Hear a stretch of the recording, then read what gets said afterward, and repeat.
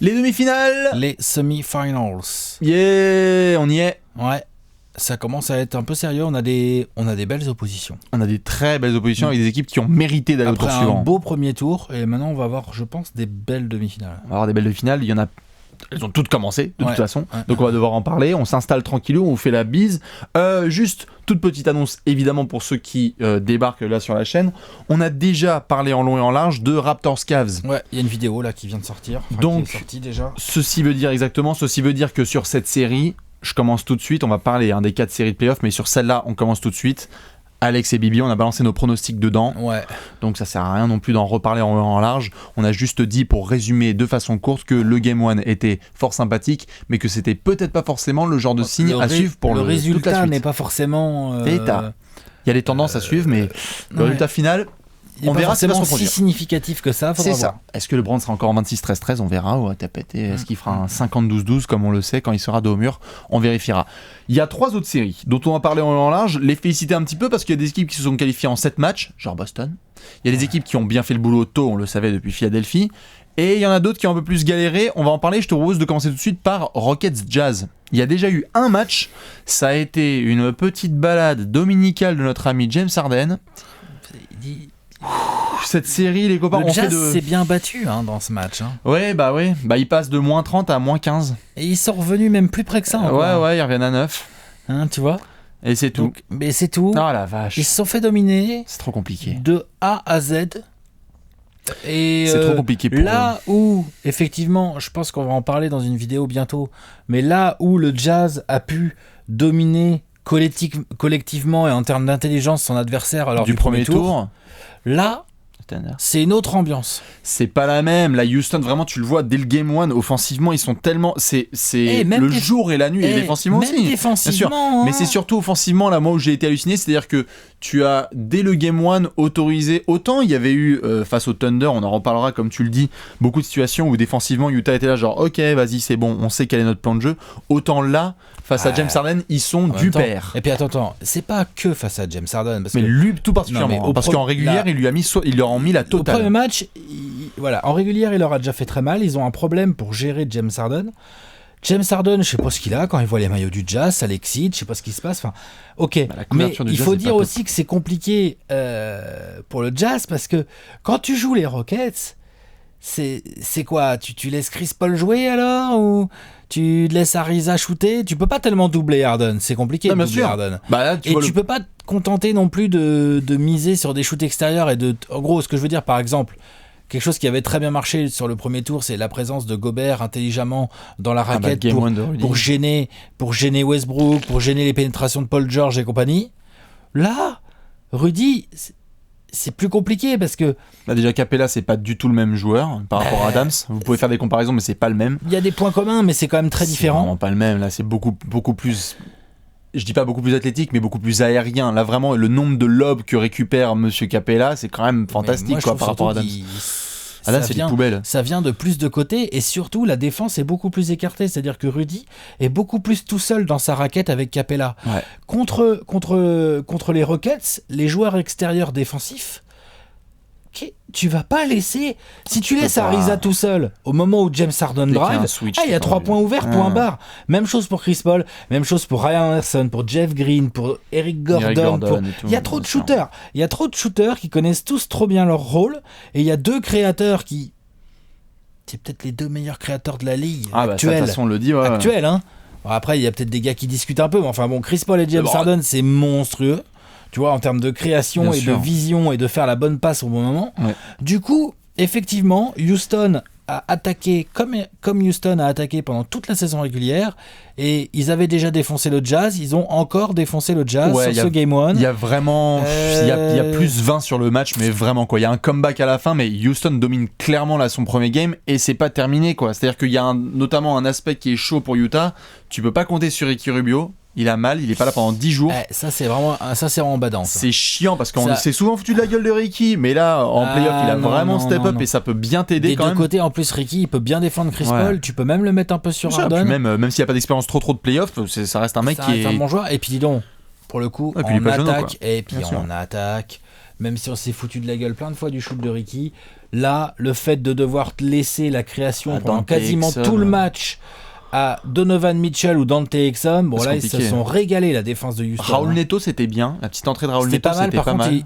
Par contre là j'ai pas trop compris Quinn Snyder qu'il l'a mis beaucoup sur James Harden. Alors je pense que ça j'ai pas trop compris. Et justement, je pense qu'un des paris qui est pris pour le moment par Quinn Snyder, et il va falloir qu'il s'ajuste de toute façon, c'est que t'as l'impression qu'il veut lui essayer de laisser Harden au maximum mettre 50 points et pas laisser les autres. Le problème c'est qu'il faut être ultra discipliné pour faire ça.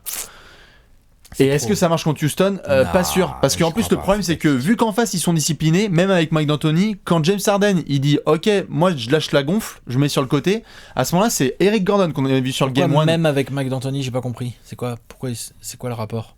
Comment ça ? Je sais pas, t'as dit, même quand les Rockets sont disciplinés, même avec Mike D'Antoni, j'ai pas compris. Non, en fait, ce que je dis simplement, c'est que même quand, si Utah, tu fais un plan de jeu type, on va laisser James Harden scorer, ok. Eh bien, même avec n'importe quoi, mais surtout avec Mike D'Antoni, là pour le coup, lui, il va décider parfois de faire, bon bah Harden, lâche le cuir, mets-toi sur le côté, et on a vu Eric Gordon derrière des screens qui a ce qu'on a créé, Chris Paul qui a créé derrière, et donc du coup, même si t'es discipliné à vouloir essayer de laisser James Harden mettre sa quarantaine, bah t'as toujours les mecs qui mettent leurs 15 et leurs 15, donc c'est trop compliqué pour Snyder pour le moment. Après, il faudra voir justement quel plan défensif il peut mettre en place, parce que t'as pas non plus il y a pas de Harden stopper. Tu peux pas. Mais pour moi, mais je comprends ce que tu veux dire, mais pour moi, ça se joue. Effectivement, il va falloir essayer d'encaisser un petit peu moins de points.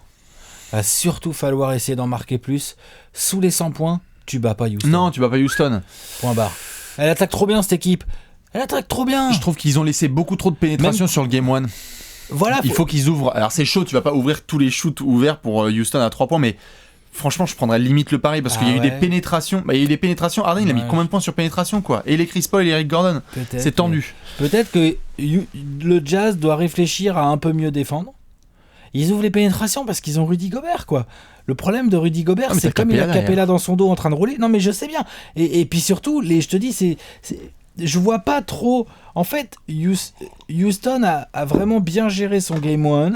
Utah s'est fait déborder défensivement, mais pour moi, Utah a surtout montré des limites offensives qui sont pour la plupart dues à l'absence de Ricky Rubio, qui vont... c'est compliqué, hein. Si tu mets... Combien ils ont mis de points au premier match ? Attends, bouge pas, je regarde. C'est dans le quatrième, ils mettent pas 96. mal de... Ils en mettent combien dans le quatrième ? Non, 28, ils le gagnent. Ouais. Non, c'est leur meilleur carton. La première mi-temps, t'as que 39 points à la mi-temps. Voilà. T'as 39 points à la mi-temps. En face, il y en a 64. Bref. Même si tu défends très bien, tu vas pas tenir Houston. Là, Houston a mis 110. Même si tu défends vraiment très bien, tu vas pas souvent tenir Houston sous les 100 points, franchement. Non, c'est d'accord. C'est impossible. Donc, il faut réfléchir à comment tu peux faire avec le bon jeu collectif qu'ils ont montré Utah toute l'année. Sur le premier tour face au Thunder et tout, faut réfléchir à comment tu fais pour effectivement, comme tu le dis, trouver des solutions pour peut-être encaisser un peu moins de points et gêner un peu l'attaque de Houston. Mais pour moi, c'est comment tu fais pour en mettre 105 ou 110. Bah justement, je les ai pas sous les yeux là particulièrement, mais Utah, on en avait parlé toute la saison, avait essayé de changer son style et son identité en essayant d'être beaucoup plus fast break, essayer de bien défendre, etc. Alors je sais, c'est chaud, quand t'encaisses des pions, c'est difficile de lancer des contre-attaques, mais je sais pas combien de points ils ont eu là, Utah, sur le Game 1 en termes de points rapides, tu vois, des points sur contre-attaque. Ils en ont eu un petit peu, ouais. Un petit peu, mais il faut non, mais lâche les chevaux. Mais tu vois, le problème là, c'est aussi là, il y a aussi le pourcentage à 3 points. Je suis en train de voir là, je voulais vérifier. 53% de tir à 3 points, 17 sur 32. Bien sûr, non mais ça, Houston, ils peuvent. Il y a des choix où tu peux faire mieux. Tu peux faire mieux. Tu peux aussi avoir des Rockets qui shootent moins bien. Attention à ça. On a vu que les Rockets, même quand ils shootent moins bien, c'est pas pour autant qu'ils scorent tellement moins. Non, bien sûr. Parce qu'ils sont bien organisés et tout. Ils trouvent d'autres solutions. Tu vois, donc t'as raison, il y a un truc à trouver pour Utah pour essayer de vraiment de ramener le plus possible autour de 100 points Houston. Ouais. Il va falloir mettre plus de 100 points. Il va falloir mieux attaquer. C'est sûr, il va falloir mieux attaquer. Et notamment, c'est peut-être aussi parfois, et on peut y penser aussi, des questions de personnel. Parce que j'aime bien les gars j'adore les gars de Utah, hein, mais Derek Favors, Joe Ingles, quoique Rudy, mais surtout ces deux-là, c'est qui les sprinters à Utah ? Donovan, Rudy, Exum. Genre, si tu veux jouer rapide, T'as peut-être pas non plus le personnel pour jouer rapide contre Houston. Il faut jouer rapide. Mais pourtant, ça a été leur identité cette saison. Ils ont pas une pace si ouf que ça. Non, mais ils l'ont vachement augmenté par rapport à leur identité habituelle. Augmenté, mais enfin, ça reste une équipe qui défend dur et qui s'applique en attaque. Pour moi, Utah, l'identité, c'est tu défends dur et en attaque, tu t'appliques. Non, mais attends. Je dis pas qu'il faut pas jouer vite et qu'il faut pas essayer d'avoir des transitions. Il faut essayer de défendre au mieux, avoir les rebonds pour essayer d'avoir des transitions. Mais enfin, Houston défend bien cette année. Donc, il faut trouver des solutions. Genre, le jeu ne peut pas reposer que sur Donovan Mitchell. Ça ne passera pas. Oui. Donovan Mitchell, il a déboîté le Thunder. Oui. Il déboîtera pas Houston, j'y crois pas. Et ils ont essayé de donner la balle à d'autres gars, Jay Crowder, etc. Il s'est fait retourner la cheville, c'était dur. Jay Crowder a essayé un petit peu d'apporter un petit peu. En fait, non, mais pourquoi pas utiliser un peu plus Derrick Favors? Derrick Favors, il a pas vraiment de très gros défenseurs. Il y a du PJ Tucker qui est un bon défenseur, mais qui doit faire 10-12 cm de moins que Derrick Favors. Ryan Anderson, merde. Derrick Favors peut jouer Ryan Anderson. Non, mais t'as peut-être des petites solutions. Je te dis pas que ça va te révolutionner, mais ça va peut-être t'apporter 4, 6, 7 points. Tu vois ce que je veux dire, de plus. Peut-être qu'il faut des choses comme ça. J'attendrai le Game 3, voir à la maison comment est-ce qu'ils vont être pushés un peu, parce que là, c'est surtout le coup du... ils sont passés de 1000 degrés à moins 1000. Ils sont passés d'une sortie de Game 7 émotionnellement à un Game 1 à Houston. Non, c'est dur. Mais voilà, il y a le côté émotionnel, il y a le côté mental. Ça, j'ai toute confiance en cette équipe de Utah pour se reconditionner et revenir dès le Game 2 avec l'intention de gagner à Houston. J'y crois, et d'ailleurs ils peuvent le faire, attention. Sauf que là, en face, ils ont une équipe très sûre d'elle, qui est sûre de sa force, une équipe qui vient de gagner 65 wins, une équipe qui a à peine tremblé pour fumer les Wolves, franchement, t'es d'accord? Voilà, donc cette équipe, si tu veux espérer rivaliser sur une série, tu peux pas juste te dire... faut beaucoup mieux défendre. Il faut effectivement avoir un impact défensif meilleur. Mais moi, ce qui me fait le plus peur, c'est comment Utah en fait va faire face à finalement cette défense également qui est plutôt bien organisée. Bah justement, on va en faire avec des joueurs Vislar. Tu vois les PJ Tucker, les Ariza, les Chris Paul, bien sûr. Capella. C'est pour ça qu'ils ont le matos pour faire le boulot. Mais nous justement, on va essayer de pronostiquer là-dessus. On va voir sur cette série s'il faut balancer un petit prono là-dessus. Allez. Le vainqueur de cette série, et surtout le score. Le vainqueur, c'est Houston. Le vainqueur, c'est Houston. Mais maintenant, je suis d'accord, tout à fait, pareil. Mais c'est quoi? C'est 4-1, c'est 4-2, c'est 4-0? Oh non, ils vont gagner quand même, Utah, merde. 4-1. Ouais, 4-1, c'est pas mal, j'aime bien. 4-1, 4-1. Ouais, genre 2-0, puis Utah qui revient à 2-1, et puis qui se fait finir, quoi. Ouais. Ou à 3-1, et puis qui se fait finir, tu vois. Ouais. 4-1. Je les vois pas en gagner plus de 2, le Jazz. Je pense qu'il... Ou alors, Ricky Rubio, c'est sûr, c'est que 10 jours. C'est 10 jours. Il va essayer de revenir avant. Il va essayer d'être là pour le Game 3. Ouais. Ils en ont besoin, là. Ils en ont besoin, bien sûr. En termes d'organisation. 4-1. En termes de gestion du jeu rapide aussi. Ouais. Tu sais, ce qu'on appelle les semi-transitions. Ouais, bien sûr. Il y a les trucs où la défense n'est pas encore super bien replacée, mais justement, c'est là que tu trouves de la place. Un petit drive, un petit shoot. Le 4-1 qui passe bien, je pense qu'ils n'ont pas assez. C'est la seule. Pourquoi je mets notamment 4-1, c'est parce que c'est vraiment pas du tout la même match-up que face au Thunder. Là, t'as surtout pas, selon moi, j'adore Donovan Mitchell, ce qu'il fait, mais s'ils sont menés de 15-20 points, tu sais, quand t'as les runs comme ça du Sun, là, comment tu peux faire? Autant Minnesota, ils étaient capables, tu sais, avec des Jimmy Butler, des Karl Anthony Towns, etc., d'avoir des runs offensifs où ils sont là, genre. Là, Utah, il n'y a pas de run. Utah, t'as pas le même talent offensif. Je crois pas qu'il y ait de run. 4-1, je pense. Tu pars sur 4-1 aussi. Un bien meilleur talent collectif que le Thunder ou que les Wolves, mais t'as beaucoup moins de talent pur individuel, t'as un bon jeu collectif, mais en fait en face tu vas nous mettre un sweep, c'est un jeu collectif. Franchement, j'hésite à foutre un sweep, parce que comment il faut pour gagner des matchs, bien sûr. Bah tu rentres à la maison et t'as les fautes dans ton sens et t'as Harden qui est voilà, ouais, non, tu vois, ils sont pas à 54%, mais cette fois ils sont à 28% à 3 points. C'est ça. Et toi t'as attaqué un peu mieux dans le même match. Non, ils vont en gagner un, peut-être même 2 en fait, tu vois. 4-1 ou 4-2? Ouais, 4-1, ça me paraît bien. On part sur 4-1 Houston. OK. Ça c'est première série. Ensuite on enchaîne. On est sur du petit Warriors Pélican. Il y a déjà 2-0, on avait commencé, en plus il y a Curry qui est revenu, on va en parler en long et en large. Nous d'ailleurs, ceux qui le savent pas encore évidemment, ce dimanche, nous on sera là pour vivre au flow le Game 4. Exactement, donc n'hésitez pas à venir nous rejoindre. Dans tous les cas, il y a déjà 2-0, le premier game a été remporté magnifiquement avec un run à la fin de la première mi-temps où après ils ont tellement géré ça, les Warriors. Draymond Green est monstrueux sur le début de série, le retour de Curry qui a été fou, en pleine confiance. T'es à 2-0 et pourtant... C'est vraiment lui le meilleur joueur des Warriors. Mais pour le coup, les Pélicans sont pas loin sur le game 2. Non, ils sont pas très très loin. Mais tu sais quoi, même le game 1, en fait, ils sont dominés, mais Non, ils se font exploser. Ils se font exploser sur le game 1. C'est marrant, je trouve pas, moi j'ai pas trouvé devant ils se font exploser, vraiment. Exploser, putain, j'aurais pas employé ce mot-là, moi. Ils se font dominer, quoi, mais... Ça monte à plus 30 et jamais tu sens que les Pélicans peuvent revenir à moins 10, quoi. Je sais pas, ça monte Bon, à plus après, 30, voilà, c'est les ressentis devant le match. Ils ont rien qui rentre, hein. Oui, ils se font exploser parce que sur tous leurs shoots, ils sont contestés. Jrue Holiday, c'est Jrue vacances sur ce match-là. Anthony Davis, il a mal au poignet. Genre, il faut limite le garbage pour que l'écart soit réduit. Mais sur le game 2, c'est beaucoup plus tendu parce que là, il y a des shoots pour Mirotic. Ça va mieux avec Jrue. Rondo fait son match. Je suis d'accord, mais je le trouve pas plus rassurant, moi. Parce que t'as Curry qui revient. Non, mais je trouve pas plus rassurant dans le sens où les Pélicans étaient quand même meilleurs. T'as un bon match d'Anthony Davis. Vraiment, un bon match. Oui. J'ai les stats, là, bouge pas. Il est en 25-12. 25-15. Avec 5 passes d'ess, avec un bon pourcentage. C'est un bon sûr. match. Il peut faire mieux, hein, Anthony Davis. Mais il faut qu'il fasse mieux. C'est un bon match. T'as un bon match de Jrue Holiday. T'as un très gros match de Rondo. Hein. Ouais, bien sûr. Bien sûr. Et pourtant, ils n'ont pas tremblé en face. Hein. Non, bien sûr. Et puis, Curry sort du banc. Oui, bon après ça c'est la réintégration bien sûr. Ouais, mais enfin, genre il va pas sortir du banc comme ça, là, ça se trouve dès le prochain match, il est titu. Hein. Non, c'est sûr, mais ce que je pense juste c'est que ce qui est réconfortant pour les Pels, c'est que tu peux en remettre 116. Ils peuvent en remettre 116, ils vont pas être trop lockdown, les Warriors, ils ont envie de shooter et mettre plus de points. Ouais. Par contre, à la maison, tu peux compter sur des Warriors qui mettent moins de 120 points quoi. Ils en prennent 120, ils en prennent combien sur le premier match ? Si tu as juste. Bouge pas. Il y a limite sur le match, il y a plus 30, mais je crois qu'ils ont encore pris 110, 115 quoi. Le premier match, ils en prennent 123. Il y a 123 à 101. Il y a 123 et 121 points au deuxième match. Tu peux pas les Pels. J'aime bien le fait qu'ils se soient ajustés offensivement et qu'ils soient passés de 101 à 116 points. Et encore, c'est un miracle qu'ils aient mis 100 points au premier match tellement c'était chelou offensivement. Tu peux rentrer à la maison là, en Louisiane, et putain, tu vas pas te prendre 4 matchs à 120 points par les Warriors. Tu peux pas. Ils sont bons défensivement, on vient de les voir, ils ont été capables. C'était un autre plan de jeu contre les Blazers, je ne compare pas les équipes. Moi, je trouve pas qu'ils soient très bons défensivement, les Pelicans, je suis pas d'accord. Moi. Bah ça va, non, sur la régulière, ça allait. Hein. C'était pas ouf. Ouais, ça allait. C'était très middle. Mais très très middle. Genre, on vient de parler de Utah et de Houston, sont deux bien meilleures défenses que celles des Pélicans.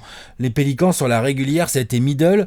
Faut dire aussi qu'ils ont une des paces les plus rapides de la ligue cette année. Sauf que au petit jeu de qui va jouer le plus vite et qui va rentrer ses shoots, tu peux pas jouer à ça avec les Warriors, c'est impossible, c'est l'équipe la plus relou pour jouer à ça. Ouais. Donc en fait, c'est ce que je veux dire dans le sens où je le trouve pas plus rassurant ce game 2, c'est que je trouve que les Pélicans, ils se font exploser au game 1, deuxième match, ils arrivent, ils se battent bien, comme tu l'as dit, comme je l'ai dit, là, les stats sont là, le jeu est là, les shoots rentrent mieux, t'arrives pas à bien défendre. Parce qu'en face, en même temps, t'as des attaquants hallucinants, tu vois, genre, Kevin Durant. Ils sont en pleine confiance. Il joue en tongle, là, pour l'instant, Kevin Durant. Bien sûr. Curry, tout. Et Draymond est incroyable, évidemment. Draymond est incroyable.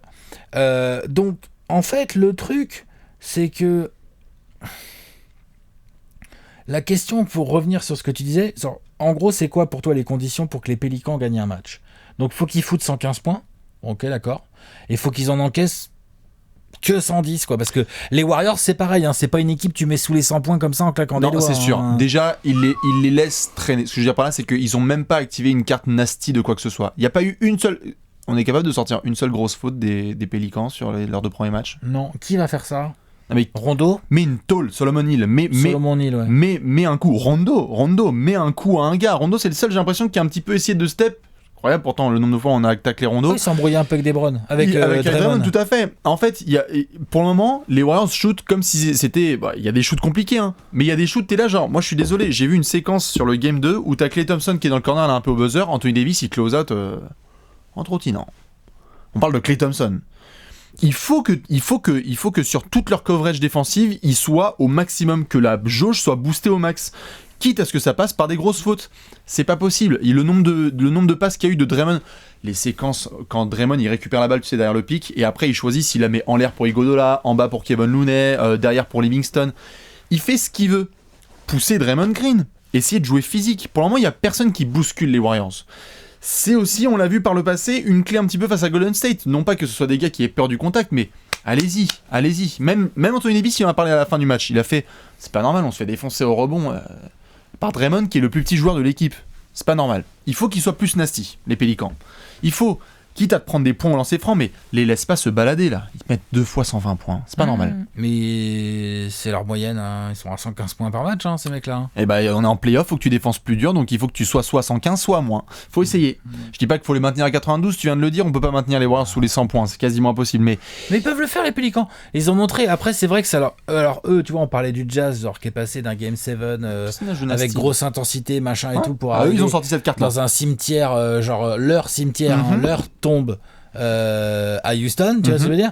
Là, c'est pareil. Les Pélicans, ils viennent d'exécuter parfaitement et ils ont sweepé les Blazers. Ouais. Ok. On a vu quelques traps sortir sur soit du Kevin Durant ou soit du Stephen Curry. Oui. Alors, on a vu ce qui se passe derrière. Hein. Tu peux pas trapper contre ces mecs. Bien sûr, donc il faut qu'ils s'ajustent aussi. Donc il faut s'ajuster aussi, c'est-à-dire que ça fait beaucoup d'ajustements. En plus, ils ont joué 2 fois à l'Oracle Arena. Oracle Arena, bien chaud, des tours, retour de Curry, ovation, machin. Donc l'autre, il arrive, il rentre sur le terrain, il touche au premier 10 secondes, il le lâche, seul, il fait une cut backdoor, il ressort à 45, ficelle. On a tous compris qu'il allait leur foutre la race. Bien sûr, bien sûr. Voilà, bon, ok. Mais donc les Pélicans, comme tu dis, doivent s'ajuster tactiquement. Ils doivent aussi s'ajuster en termes d'intensité, comme tu viens de le dire. Maintenant, la vraie question à se poser, c'est qu'est-ce qu'ils peuvent faire ? C'est-à-dire, ce que je veux dire par là, c'est ok, tu dois jouer plus dur, ok, tu dois peut-être distribuer quelques petits coups un peu, tu dois montrer les muscles, tu dois aller à la fristouille, tu dois mieux bloquer Draymond au rebond, ok, effectivement. Mais concrètement, quelles sont les armes réelles des Pélicans pour défendre Stephen Curry, Klay Thompson, Kevin Durant en même temps sur le terrain, par exemple? C'est compliqué, je suis bien d'accord. Les mecs sont en feu, ils sont dans leur prime, c'est dur. Ce que je dis juste, c'est au lieu de vouloir faire soit des traps comme ils ont fait, et quoique ils ont un petit peu changé. Non, ils en ont fait que quelques-unes. Ils en ont fait que quelques-unes. Ils se sont ajustés, ils ont vite compris que c'était pas possible. Okay, c'est clair et net. Mais donc face guard, donc tu gardes ton mec. Chacun le sien. Ça veut dire quoi? Ça veut dire Rondo sur Steph. Rondo sur Steph, je roule sur Clay, ou inversement. Et puis Solomon sur Kevin Durant. Démerde yourself. C'est ça, bien sûr. Pick your poison. Ou étonnement. Tout à fait. Mais juste évitons cette situation où t'as le meilleur. On est d'accord pour dire que derrière le screen, Draymond Green c'est limite le meilleur playmaker de la NBA. Tu sais, derrière ce deux mecs qui doublent, Draymond il a la balle à peu près à la ligne des lancers francs et après il choisit. Soit un mec dans le corner, soit Livingston là-haut, Iguodala. Le mec est en train de se faire une mixtape, c'est pas normal. En post-haut, tu veux dire? Ouais, en post-haut, quand il récupère la balle. Parce que Draymond pose son écran, il récupère la gonfle et ensuite il accélère et vu qu'il est trop mobile, il attire toutes les défenses, il attire et après il a trop d'options. Tu peux pas continuer à autoriser ça, c'est pas possible. Donc Anthony Davis qui doit sortir au large à 9 mètres, non je suis désolé, si c'est Draymond, on l'a vu notamment face au le game des Spurs qui est remporté, souvenez-vous, le game 4 à San Antonio, oui. Tu fais exprès de laisser Draymond seul à 3 points. S'il les rentre, have fun. S'il les rentre pas grave. Mais franchement, je préfère me prendre 25 points de Draymond Green sur un match à 7 sur 9 à 3 points et tu sais quoi, bah les volettes, ça y est, c'est comme ça, plutôt que de le laisser où il est juste excellentissime. Derrière l'écran, il a la balle et il choisit des options. Et donc, Clay, et Nick Young, et machin et trucs, c'est pas possible. Laisse Draymond Green shooter. Il y en a certains qui ont même limite fait une liability en attaque dans l'attaque des Warriors. Tu peux un peu faire ça. Ok. Potentiellement. Tu peux faire ça, ouais. Ça va pas te faire économiser beaucoup de points en fait. Non, mais tu peux plus du coup respecter ta pace, attaquer rapidement et te rapprocher des 116 points là qu'ils ont mis sur le game 2. On verra pour New Orleans. On fait un petit pronostic ? Ouais. Pronostic time ? Allez, allons-y. Warriors Pélicans. Sur cette série, qu'est-ce que vous donnez ? Qu'est-ce qu'on donne ? Alex, tu penses quoi ? Ça finit en quoi ? En sweep, en 4-1, en 4-2 ? On met les Warriors au tour suivant, je pense. Ouais, ça mène déjà 2-0.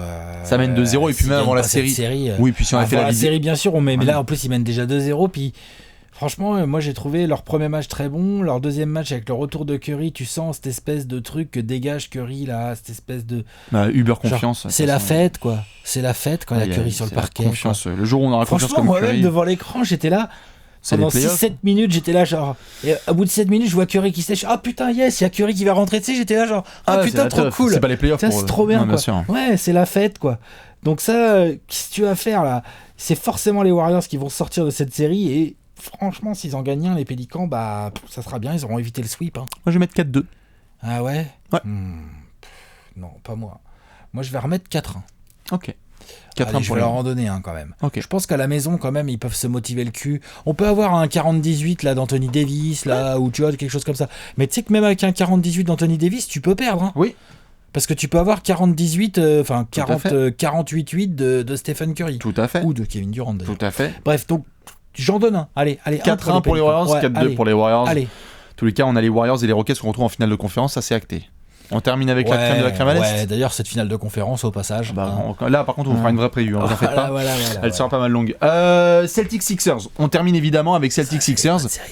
Boston, Philadelphie, on a déjà eu un Game 1. Bon, déjà, inutile de dire que Brad Stevens la met à tout le monde. Hein. Bon, bah là, que ce soit le Game 7 contre les Bucks ou le Game 1, hashtag Terry Rozier. Monstrueux. Et moi, je vais l'appeler. Hein. Moi, je pense qu'il peut me faire jouer. Hein. Moi, je peux jouer en playoff sous Brad Stevens. Tout le monde, Léon sans meneur, bien sûr. Non, mais sérieux, franchement. Bien sûr. L'autre, c'est un malade. Là, tu lui enlèves tout le monde et il gagne son match. Alors après, difficile. C'est un truc de ouf. Difficile, voire quasiment impossible de mieux jouer que ce que Boston a fait sur son Game 1. C'est impossible. Absolument parfait. Genre, c'est un truc de malade. C'est impossible. Défensivement, c'est magnifique. Offensivement, t'as Joel Embiid qui te la met, mais de toute façon, t'as personne pour défendre sur lui. Donc, j'aime bien Al Horford ou j'aime bien Aaron Baines, mais de toute façon, c'est pas la peine de perdre trop de temps à essayer de défendre Joel Embiid. Ils ont pas du tout de personnel. Ouais. Il va te la mettre, c'est sûr. Bah, n'empêche qu'ils l'ont gagné, puis ils l'ont gagné, quoi, dominé. Philly ils ont tout de suite réagi en mode vraiment genre, défensivement, ils ont vraiment été à la ramasse. Philly. Défensivement, Philly le premier rideau de Philly est dégueulasse, mais sur ce match. Mais il avait très bien été identifié aussi, genre, c'est là aussi où, voilà, Brad Stevens, quoi. Genre, l'autre, je sais pas trop, mais on a vu énormément Terry Rozier driver. Balle en main. Alors que Terry Rozier, il a beaucoup shooté à 3 points dans la série contre les Bucks. Il a drivé un peu aussi, mais là, il a beaucoup plus drivé et tout. Il a shooté, évidemment. C'est un scoreur et tout. Mais donc, je trouvais ça très intelligent ce que Brad Stevens a demandé à Terry Rozier de faire. Alors après, évidemment, Jason Tatum fait son match. Jalen Brown était blessé, mais pas grave, en fait. Non, il n'y a pas de problème. Alors Ford fait son match. C'est pas normal. Tu prends pas quoi, 115 points ils ont pris 117 points. Je crois. Ils prennent 117 points par ces Celtics-là. No disrespect envers Boston, non mais c'est pas possible. 117 à 100. Ce n'est pas possible. Tu dois limiter sous les 105 points Boston avec cette équipe-là. Philadelphie, let's go. C'est pas normal. Tout à fait. Ensuite, autre chose. Réussite à 3 points. Exactement. C'est-à-dire que là, Philly... Ils sont enfin descendus sur terre. Là où Philly, ils rentraient tout contre Miami, même quand ils avaient une main juste comme ça et tout, les shoots, ils rentraient. Bien sûr. Pourtant, Miami... non, mais t'es la main dans la gueule. Tu peux pas dire Miami, il a regardé shooter. Non. Vraiment, tu vois, ils ont vraiment... Ça rentrait. Ouais. Là... Je suis même pas sûr que Boston défendait mieux que ce qu'a fait Miami au premier tour. Non. Franchement. La seule clé que tu peux donner, limite, c'est Boston sortait d'un game 7, ils étaient en rythme et Philly n'avait pas joué depuis 6 jours. C'est tout. Voilà. Mais là, par contre, dégueulasse derrière l'arc, les Sixers. Et ça, du coup, il va falloir mieux shooter que ça. Parce que sinon. Tu vas pas pouvoir tenir à ce rythme-là. Non, tu vas pas pouvoir tenir à ce rythme-là. Ou alors, il va falloir. En fait, là, c'est Philly qui a les. Comment dire ? Qui a les réponses à nos questions dans les mains, c'est est-ce que Philly peut encore step up un petit coup malgré le jeune âge de ses leaders ? Ouais. Mais non, mais je dis pas qu'il... Voilà. Défensivement, ouais. Défensivement, je suis sûr que oui. Let's go. Offensivement aussi, putain, ils peuvent mieux shooter que ça. Hein. Ouais, mais donc, en tout cas, excuse-moi juste, si tu regardes leur match... Genre leurs sets sont ok, les shoots ne rentrent pas, mais ce sont les shoots qui rentrent pas. Ce sont leurs shoots, mais en tout cas ils ont pas changé leur offense, on est d'accord. Ils ont pratiqué leur jeu. Et ça, les shoots qui rentrent pas, on le sait, ça arrive. Hein. Voilà, donc ça arrive. Donc pas falloir que ça leur arrive trop souvent, parce que Boston, il lâche rien. Hein. Mais la seule grosse modif, donc, elle est vraiment défensive. La grosse modif, c'est faut absolument éviter que Terry Rozier ce soit Kyrie Irving, tu vois. Oui, ou que les trois ce soit Bird, Michael et Parrish. Mais en fait, il est là, en fait. Bien sûr. Ça, c'est pas normal, tu vois. C'est le plus gros total de points d'un trio depuis Bird, Michael et Parrish. Sur un match, stop. Bien sûr, c'est ça. Ils ont mis 75 points à 3. Même plus. Alors Ford est un problème pour la défense de Philly. Ça, c'est vrai. Et ça, il va l'être pendant toute la série. Ça, c'est sûr. Autant Terry Rozier, moi, j'y crois, du Covington sur lui, même du Bellinelli, même du Ben Simmons, pourquoi pas. Enfin, je crois qu'il y a des mecs à Philly qui peuvent, en premier rideau, empêcher Terry Rozier de se balader comme il a fait au Game 1. Merde. Bien sûr. Par contre, je pense qu'Al Ford, ça va être un problème potentiellement pour toute la série. Chier, Joël, si Al Ford est à droit, c'est emmerdant. Joël, il est mobile, Joël, attention. Mais enfin, aller chercher Al Ford qui a un vrai shoot à 3 points, ou qui est capable de driver, ou qui distribue le jeu depuis le poste bas et tout, c'est un vrai problème. vont peut-être se faire taper au jeu du premier tour où c'était contre Miami, sans vouloir comparer les joueurs évidemment, hein, mais tu auras peut-être du Ilyasova qui va être beaucoup plus utilisé pour aller suivre l'ami enfant d'un petit peu large. Tu crois que Brett Brown il est capable de moins utiliser Joel Embiid? J'en sais rien, je pense pas parce que l'arme est trop forte. Bah oui, parce que le problème c'est de l'autre côté du terrain, Joel Embiid il les refait mal. Hein. Alors oui, et surtout que on se marre, mais Joel Embiid là pour l'histoire de l'écart des terrains certes, mais en protection d'arceau, il est ouf sur ce Game 1. Embiid, il protège son arceau. Donc, est-ce qu'il va pairer un petit peu des 5 assez grands avec du Ilyasova qui devra aller chercher certains? C'est bien ce que je dis. Orford est un problème. Ouais, c'est ça. Pour les Sixers, Orford est un problème puisqu'il pose des problèmes forcément à Joel Embiid dans le périmètre. Tu poses des questions depuis 3 jours. Et donc, tu te fais chier et en même temps, t'es Brett Brown, tu te dis, bah attends, je vais quand même pas foutre Joel Embiid sur le banc, il leur met 31-15 tous les matchs. C'est sûr. Donc, attention, à un moment donné. Donc, ça, c'est un vrai problème. Après, il y a un autre truc, c'est que Ben Simmons a été plutôt bien défendu. Hein, Ben Simmons a été très bien défendu et on cherchait la clé justement. Donc, hein. Ah bah Brad Stevens encore. Hein. On cherchait la clé. On a vu certains matchs cette saison où Ben Simmons était un petit peu en mode humain rookie. Bah voilà, ça typiquement. C'est-à-dire que sur chaque pénétration tu vois de Ben Simmons, il y a 3 corps. Il y a 3 corps de Boston. Et il y a 6 mains et 6 bras. Les Celtics, ça depuis le début de saison, c'est pas pour rien que les Celtics ont eu, si je ne dis pas de bêtises, la meilleure défense de la saison régulière dont on vient de sortir. C'est que c'est très intelligemment placé, oui peut-être bien égalité avec Utah, très intelligemment placé pour couper toutes les lignes de passe quand Ben Simmons drive. Du coup tu obliges quand même pas mal Ben Simmons à faire ce qui finalement il aime le moins, c'est les petits pull-up, les petits flotteurs à 4 mètres là. Quand il peut aller des lancers, il aime pas non plus. Quand il peut aller jusqu'au bout et dunker, bon ok. Mais sinon, toutes les autres situations, Ben Simmons, c'est plutôt un mec qui cherche la passe et le kick-out. Et il coupe la semi-transition. On en parlait avec les autres séries, etc. Il casse tout. Il coupe toutes les semi-transitions. Pas de rythme, zéro rythme. Ils veulent pas. On te laisse pas mettre ça, Houston, ils veulent la pace la plus lente possible. Ça, Boston, pardon. Ils veulent la pace la plus lente possible. Non, c'est sûr. Obligé. Bon, en tout cas, on verra sur cette série. On balance un petit pronostic. Il est pas évident. Alors, le pronostic là de cette série, putain de merde. Hein. En tout cas, une chose est sûre, je vais pas rater de match de cette série. Non, Boston-Philly, cool. Ça part sur combien? Elle est cool. Est-ce que Boston, ils peuvent aller faire ça quand même? Boston, ils pourraient faire ça alors? T'imagines, toi, Boston?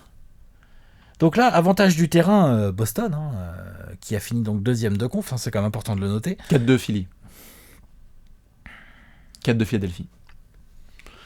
Tu peux perdre les 2 premiers à Boston, ok, vas-y, ajuste-toi. Mais t'en perds 0 à la maison. Et après, t'essaies d'en gagner un là-bas. 4-2 Philly, je pense. Bah ouais. Tu veux nous mettre Boston? Qui tu vas nous mettre en finale de conférence? Je sais pas, parce que face aux Raptors, donc. Je trouve quand même que les Sixers... Je trouve quand même que les Sixers, effectivement... Non, les Sixers, ils vont forcément sortir de ce merdier. Ah, regarde. Non, mais je réfléchissais. Bien sûr. Est-ce que c'est 4-2 ou 4-3? Et Embiid va faire trop mal. Est-ce que c'est 4-2 ou 4-3? Ouais, c'est même... Est-ce que c'est 4-1 ou 4-2 même hein. Tu sais, les Sixers peuvent s'ajuster tout de suite. Ah, ils peuvent s'ajuster. Ils peuvent en gagner un, TD Garden. On l'a vu contre Miami. Ouais, voilà, exactement. Partout on était là, genre ça va aller en 7. Tu parles. Ils en ont gagné 3 de suite. Ouais. 4-1, 4-2, 4-3, Philly. Après, non, ils auraient un petit Kyrie ou un petit Hayward, je te mettrais. Non, mais je vais mettre les Sixers. Je vais dire 4.